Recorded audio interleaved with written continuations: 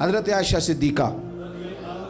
رضی اللہ تعالیٰ عنہ فرماتی ہیں ایک عورت تھی اور اسے نبی پاک صلی اللہ تعالیٰ علیہ وسلم نے وہ کلمہ پڑھ کے مسلمان ہوئی، مدینہ طیبہ آ گئی تو حضور نے مسجد نبوی شریف میں اس کے لیے مکان، ایک سادہ سا کمرہ ساتھ مسجد کے بنوا دیا، وہیں رہنے لگی۔ اکثر وہ سیدہ طیبہ کے پاس آتی تو حضرت عائشہ صدیقہ رضی اللہ تعالیٰ عنہ فرماتی ہیں وہ بڑی باتیں سناتی اور آخر میں کہتی وہ ہار والا دن بھی بڑا عجیب دن تھا اور میرے رب کی قدرتوں کا دن تھا، وہ بھی بڑا عجیب دن تھا۔ سیدہ عائشہ صدیقہ رضی اللہ تعالیٰ عنہ ایک دن فرمانے لگی کہ تو ہار والے دن کا بڑا ذکر کرتی ہے، وہ کیا دن تھا؟ تو خاتون کہنے لگی اماں جی وہ دن تھا جب میرے رب پر بھروسہ اور مضبوط ہو گیا، جس دن میرا اپنے رب پر توکل اور بڑھا، میرے ایمان میں یقین میں اور پختگی آئی۔ کہنے لگی میں ایک گھر کی کنیز تھی، نوکرانی تھی، اس گھر میں ایک بچی تھی جس کے پاس سونے چاندی ہیرے جواہرات کا ہار تھا۔ اس زمانے میں چمڑے کے اوپر لوگ ہیرے جواہرات لگاتے تھے،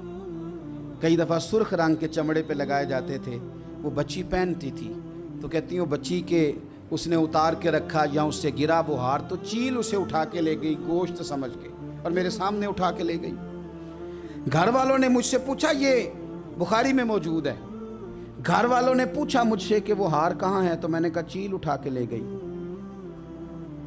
گھر میں کچھ چوری ہو جائے تو سب سے پہلا الزام کس پہ لگتا ہے؟ ملازمین پہ۔ کہتے انہوں نے مجھے بڑا مارا، بڑی تکلیف تھی، حتیٰ کہ میری شرمگاہ تک کی تلاشی، میری عزت اتنی خراب کی میں بتا نہیں سکتی۔ میں نے اپنی زندگی میں ایک واقعہ دیکھا، ایک امیر گھر میں چوری ہو گئی، ملازم کو اتنا مارا کہ وہ چارپائی پہ پڑ گیا، پولیس والوں سے اتنی مار پڑوائی گئی کہ وہ بیچارہ چارپائی پہ پڑ گیا اور پھر وہ اتنا بیمار ہوا اور کچھ دنوں کے بعد پتہ چل گیا کہ چور تو اپنا بیٹا ہے ان کا، پھر اس کا انتقال ہو گیا۔ اب وہ سیٹھ صاحب اور گھر والے آ کے مرنے والے کے کان میں معافی مانگ رہے ہیں، کان میں۔ تو میں نے ان سے پھر کہا تھا کہ یہ تو اب چلا گیا ہے، تمہارا زور چلتا تھا تو تم نے قانون خریدا اور تم نے اسے جتنا ہو سکا تم نے اسے مار پڑوائی، تمہارے پاس جو عدالتیں تھیں تم نے وہاں کارروائی کی، اب ایک عدالت قیامت کے دن لگے گی۔ یہ کمزور تھا کچھ کر نہیں سکا۔ میرے نبی پاک صلی اللہ علیہ وسلم نے فرمایا سن لو، اگر سینگ والی بکری نے بغیر سینگ والی بکری کو تکلیف دی ہوگی تو قیامت کے دن اسے بھی بدلہ دینا پڑے گا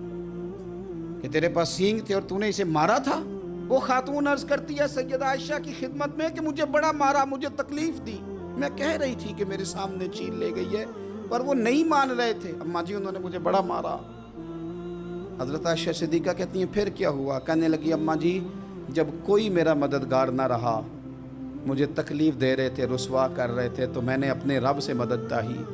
میرے رب کی طرف میں نے توجہ کی، میں نے کہا مالک اب تو ہی میرا مددگار ہے۔ کہتی ہے وہ مجھے مار رہے تھے تو وہ چیل جو ہار لے گئی تھی وہی لے کے واپس آ گئی اور ہمارے سروں کے قریب لا کے اس نے جب اس ہار کو پھینکا وہ مجھے چھوڑ کے سائیڈ پہ ہوئے، وہ میری بے گناہی جان گئے، لیکن آپ کو بتاؤں اس دن سے میرا اپنے رب پر یقین اور بڑھ گیا۔ مجھے سمجھ آ گئی کہ جب انسان پورا ٹوٹ جاتا ہے اور جب کوئی چاروں جانب اس کا مددگار نہیں ہوتا تو رب تو ہوتا ہے اللہ تو اس کا مددگار ہوتا ہے وہ تو پھر اپنے اس بندے کی مدد کرتا ہے پھر وہ تو توانائی دیتا ہے وہ تنہا نہیں چھوڑتا، وہ تو آنسوؤں والوں کے آنسوؤں پہ بڑا کرم فرماتا ہے، وہ تو قسم پرسی میں آ جاتا ہے، اس کی رحمت بڑھ کے استقبال کر لیتی ہے۔